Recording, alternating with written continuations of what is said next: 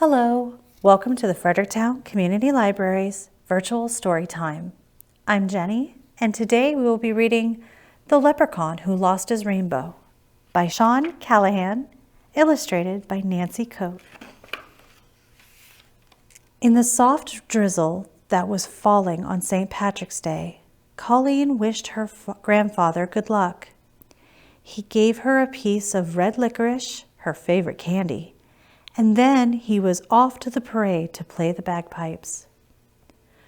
Her grandfather had told Colleen that the notes he and his bandmates played were like colors on the air, colors only your ears could see. Playing music is like building a rainbow, he said. A little man I once knew taught me that. Her mom and dad were going to watch the parade from the window, but Colleen sat on the porch under her yellow umbrella. What if it had rained so much that everyone went home and no one heard her grandfather's bagpipes? That would be a shame. His music was so beautiful and so sad it made people smile and cry at once. To pass the time, she played a song on her green penny whistle, which had a tiny shamrock painted on it. Her grandfather had brought it all the way from Ireland. It was her favorite thing in all the world, and she had never let anybody touch it. When she finished the tune, she took a bite of her licorice. Just then, a little man appeared on the top step. He was a leprechaun. "I like your penny whistle," the little man said. "You play very well." Colleen started to say thank you when suddenly the leprechaun jumped into the air and took the licorice stick right out of her mouth. He dropped it into his hat. "Thank you," he said. "I'll be needing that. Or my name's not Roy G. Biv. It was just the shade of red I'm looking for." Colleen was shocked. "What are you doing?" she shouted. "Give me my candy." The leprechaun frowned. "Your grandfather was much more helpful." "You know my grandfather?" Colleen asked. "Yes, we created a rainbow together back when he was a boy," Mr. Biv explained. Colleen was puzzled. Could this be the little man her grandfather talked about? Mr. Biv looked glum. "I've lost my rainbow again, and my gold is at the end of it. To be a leprechaun in good standing, I must have gold. So I need someone's help to build a rainbow." He paused. That someone is you." Colleen frowned. Leprechauns were tricky. Everyone knew that. Could Mr. Biv be telling the truth? "Let me show you something," the leprechaun said. "Spin round with the hat and watch what happens." She twirled around, holding the hat.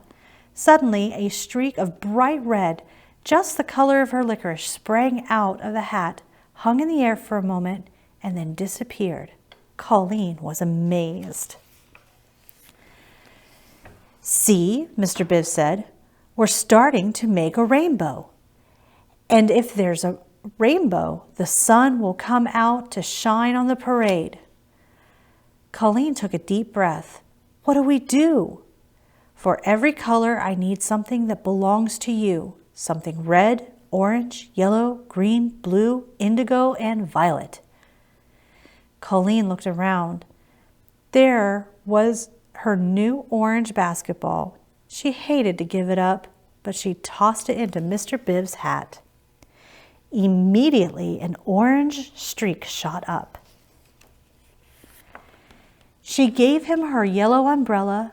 Yellow curved under the orange. When her blue ribbons went in, a beautiful blue appeared. Next to go was her indigo headband, and finally her favorite violet scarf. Now there was a rainbow of colors coming out of the hat, but something was wrong. Right between the yellow and the blue, there was an empty space. Colleen knew which color was missing. "Yes, we need green," Mr. Biv said. "And not just any green, Colleen. It's a very hard color to find. which is why rainbows are so rare. It was raining harder. The parade goers were starting to leave. Colleen was nervous. What would the leprechaun want? "You're going to have to make one more sacrifice, lass," Mr. Biv said. "I'm going to need your penny whistle with the shamrock on it. That green is the last perfect color I need of my rainbow." Colleen started to cry. "No," she said, clutching her precious penny whistle. "My grandfather gave it to me." "But Colleen, dear, if you give me the penny whistle, you and I can make the sun shine on this parade." "And on your grandfather," said Mr. Biv pleadingly. Colleen held the penny whistle to her lips and blew one last sad note. She paused and then dropped the penny whistle into the leprechaun's hat.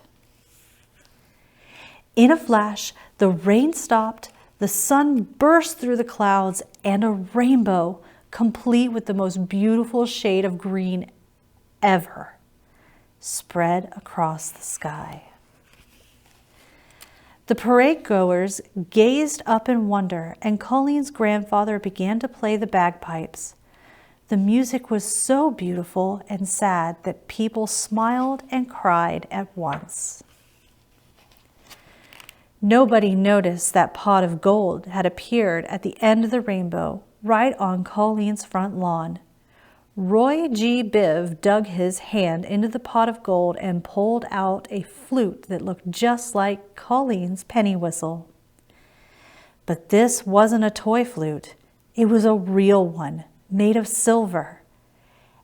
And there was a shamrock on it that looked just like Colleen's. Only this one was made of emeralds.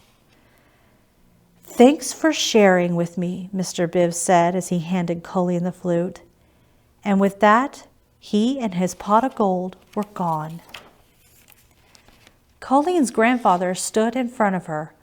"Who was that you were talking with?" he asked. "Roy G. Biv," she said. "He's a leprechaun." "I thought I recognized him," her grandfather said. "He gave me this flute, Grandpa." "Ah, 'tis a nice one. Silver, just like my bagpipes. What do you say we play a tune?" So together they played. "When Irish eyes are smiling, the colors danced on air." The end.